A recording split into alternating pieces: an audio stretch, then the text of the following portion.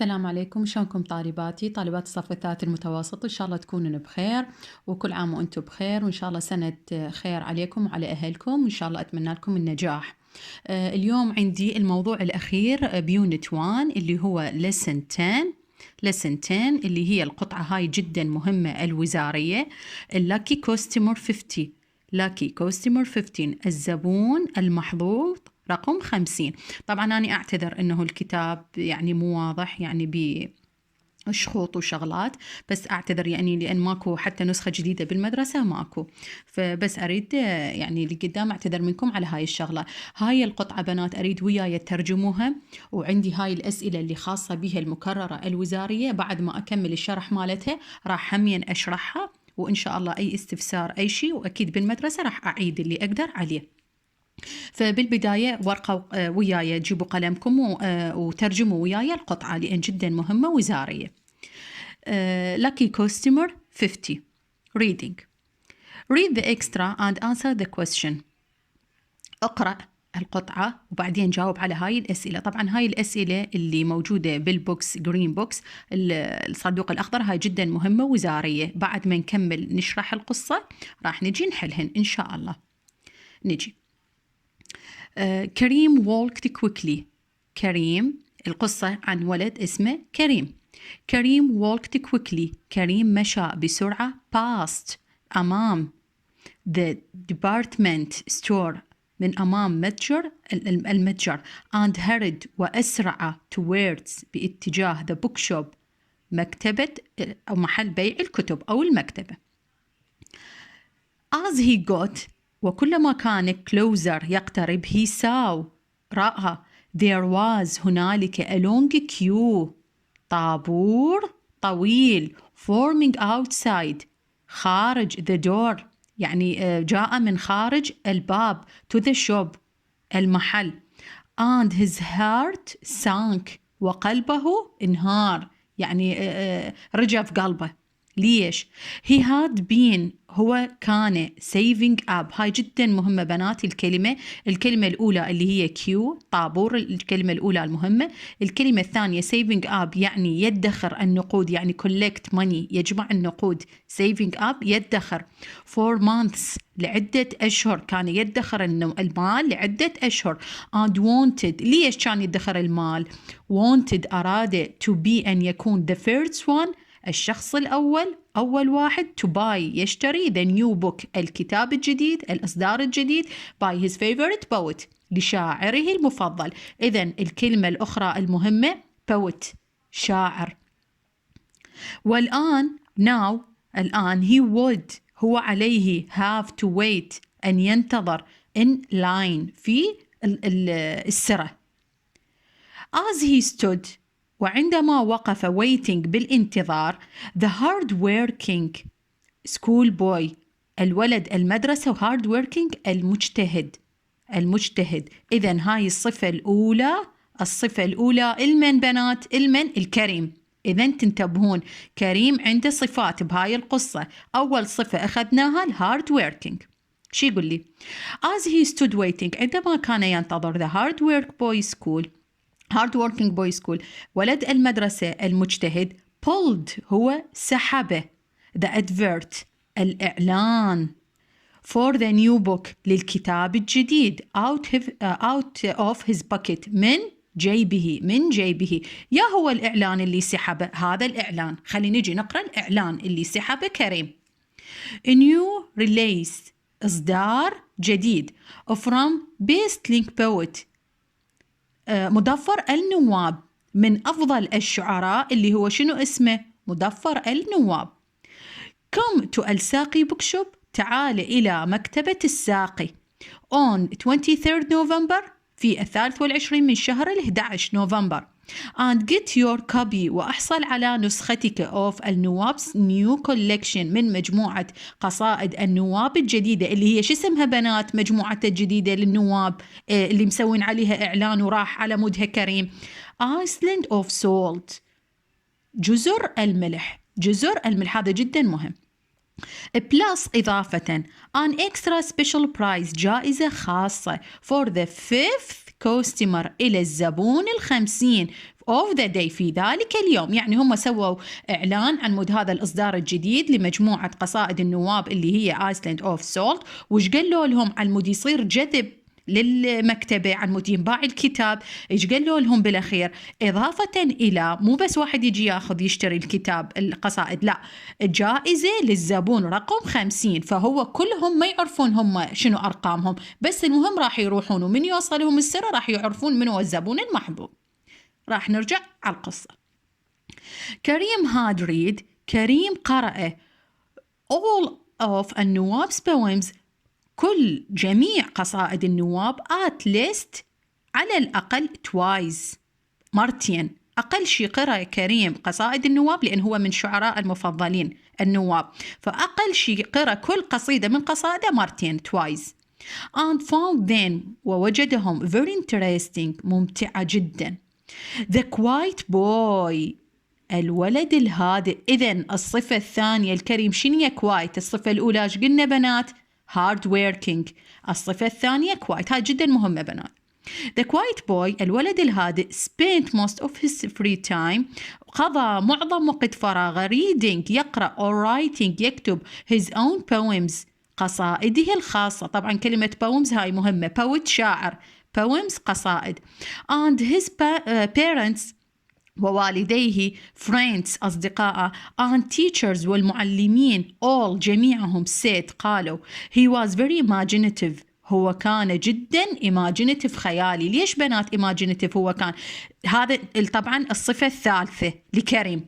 الصفة الأولى قلنا hard working، الصفة الثانية quiet، الصفة الثالثة imaginative. طبعا ليش هو الشعراء لازم يكونون عندهم خيال واسع عن مود يكتبون القصائد بنات. It was كريم's dream، هذا جدا مهم هسه. It was كريم's dream، كان حلم كريم to be، أن يكون a famous poet، شاعر مشهور himself one day، في أحد الأيام. أوكي. Finally وأخيرا the shop door، باب المحل opened، فتحت، and the owner، والمالك يعني صاحب المكتبة صاحب المحل، welcomed، رحب، the queue، بالطابور مال الزبائن of customers in، فيه. when كريم got to the door، عندما جاء تقدم كريم إلى الباب، the shop owner، صاحب المحل، suddenly، فجأة، rang a bell، قرع الجرس، دق الجرس، and everyone، وكل شخص، started، بدأ clapping، بالتصفيق، and cheering، والهتاف، قاموا يصفقون من وصل كريم للباب دا يريد ياخذ الكتاب. كريم was very surprised، كريم كان جدا surprised، مندهش، and didn't know، ولم يعلم what was happening، ماذا يحدث، ماذا يحصل. after a while، بعد لحظات، بعد برهة من الوقت، the shop owner، صاحب المحل، saw كريم's confusion، رأى ارتباك كريم. طبعا يعني شاف نفسه انه من وصل للباب دا يريد يشتري الكتاب، كلهم صاحب المكتبة دق الجرس والكل قام يصفق ويهوس له. فهذا صاحب المكتبة الأونر was كريم's confusion saw، رأى ارتباك كريم and explained، وشرح له. شنو وشرح له؟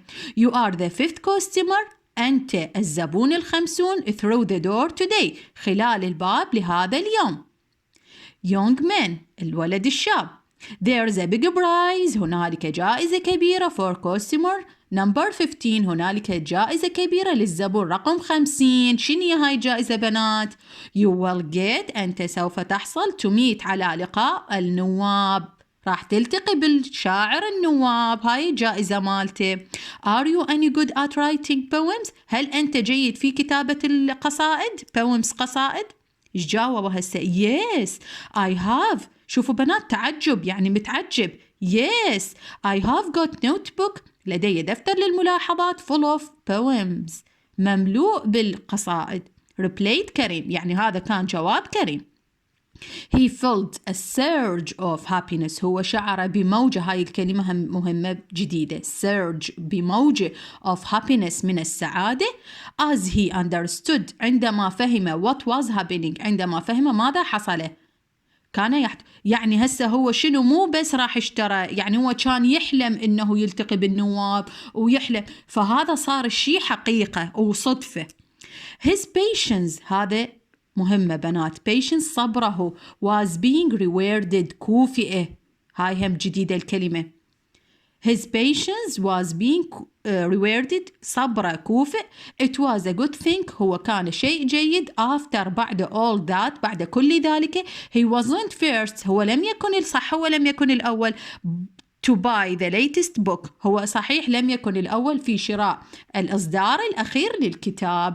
إذن هو خطية، صحيح راح يركض من الصبح على المود يكون الأول، على المود يشتري كتاب الشاعر النواب، بس ما وصل بالبداية. شنو صار؟ وصل متأخر شوية، فإضافة إلى هو ارتباكه وكان متأخر، إيش حصل على جائزة؟ صار هو الزبون ال50، فهو بالإعلان كاتب لهم اللي يصير الزبون ال50 راح إليه جائزة، بس ما قالوا شنو الجائزة، فهو صار الزبون ال50 وحصل على جائزة في لقاء الشاعر المفضل إليه النواب. هسه راح نجي بنات نشرح هاي الأسئلة، هاي اللي جدا مهمة. Can you find، هل تستطيع إيجاد 3 words، 3 كلمات used، تستخدم to describe كريم's character، لوصف شخصية كريم؟ أي اللي هي شنو يا بنات شخصية كريم؟ هاي موجودة هنا بهذا السؤال اللي أنا كاتبت لكم إياه. describe كريم's character، أوصف شخصية كريم، اللي هي شنو هي؟ quiet، هادئ، imaginative، خيالي، and hard working، ومجتهد. هذا الحل مال السؤال الأول الموجود بالكتاب. Number 2. What is the name of the new book كريم wants to buy؟ ما اسم الكتاب الجديد الذي أراد أن يشتريه كريم؟ اللي هو شو اسمه؟ هذا Iceland of Salt، هذا اسم هذا الحل مال السؤال الثاني، هذا Iceland of Salt، جزر الملح. Number 3. What does saving up mean in paragraph 1؟ ماذا تعني كلمة saving up بنات؟ قبل شوي قلت لكم عليها. saving up معناها شنو؟ collect money، collect money، يجمع النقود. السؤال الرابع شنو؟ What do you think، ماذا تعتقد the collection of poems Iceland of Salt is about؟ عن شنو هاي تتكلم بنات القصة؟ هذا طبعا هذا بنات، مو قلت لكم السؤال الثاني هذا what does saving up mean؟ ماذا تعني كلمة saving up؟ يدخر، collecting up small amounts of money over time by something expensive، يعني شنو؟ توفير. أنا بس إيش أريد لكم شو تكتبون؟ collecting money فقط. أوكي بنات، وهسه راح نجي نشرح هاي الأسئلة اللي جدا مهمة، أريدكم تكتبوها بالدفاتر مثل ما أنا هسه هيك مكتوبة، وترجموها نصا مثل هاي، جدا مهمة، وزارية مكررة. أوكي بنات، خلنا نجي شو يقول لي. نمبر 1. What was Karim's dream؟ ماذا كان حلم كريم؟ ماذا كان؟ طبعا هاي الأسئلة بنات مو إلا تجي سؤال وجواب، لا، تجي فراغات أو true false، صح وغلط. أوكي. What was Karim's dream؟ ماذا كان حلم كريم؟ to be a famous poet، أن يكون شاعر مشهور. Number 2. كريم has been saving up by the new book of النواب. كريم كان يدخر لشراء الكتاب الجديد للشاعر النواب. من يقول لي ليش كان يدخر؟ to buy the new book of النواب. Number 3. How many times had كريم read النواب's poem؟ هذا جدا مكرر بالوزاري. كم مرة قرأ كريم قصائد الشاعر النواب؟ twice، مرتين، مو تكتبوا لي two، no، twice. Number 3. How did كريم find النواب's poem after he had read؟ كيف وجد كريم قصائد الشاعر النواب بعد أن قرأها؟ very interesting، ممتعة جدا. Number 5. Describe كريم's character، هذا هم أوصف شخصية كريم، جدا مكرر وزاري، quiet، imaginative and hard working. Number 6. هذا السؤال موجود الرابع اللي موجود بالكتاب هذا هنا. What is the collection of poems Iceland of Salt is about؟ عن ماذا تتحدث مجموعة قصائد جزر الملح؟ A brain displayed place، مكان مجهول أو معزول. Number 7. كريم had read all of النواب's poem at least twice، هاي تيجي صح وغلط. صحيح هنا. Number 7. كريم had read all of النواب's poem at least twice. هنا شو يقول لي and found them very interesting. True or false؟ أكيد true. boring خطأ. هنا راح يكون الحل false. صحيح هو كاتب لنا أقل شيء قراها مرتين، بس شنو and found them very boring؟ no very interesting. إذا شنو راح يكون الحل؟ false. Number 8. There is a big prize for the customer number 15. 50. هنالك جائزة كبيرة للزبون رقم 50. yes true. Number 9. What is the name of the new book كريم wants to buy؟ ما اسم الكتاب الجديد اللي أراد أن يشتري كريم؟ Island of Salt. Number 10. كريم was the lucky customer who won the big prize. كريم كان هو الزبون المحظوظ الذي ربح الجائزة. yes true. 11. What was كريم's big prize؟ ماذا كانت جائزة كريم؟ He will meet النواب، سوف يلتقي بالنواب. Number 12. كريم's dream was to be a famous doctor. كريم كان حلمه أن يكون دكتور مشهور. false خطأ. poet شاعر. Number 13.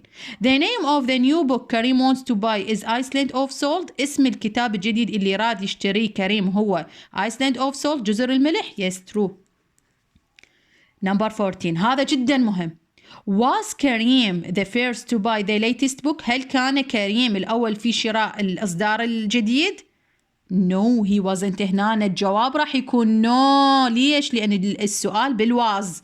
ما دام السؤال بالواز بالوير فعل مساعد، هنا ايش راح يكون الجواب؟ يس او نو. فاذا هل كان كريم اول واحد اشترى الاصدار الاخير؟ خطا. no he wasn't.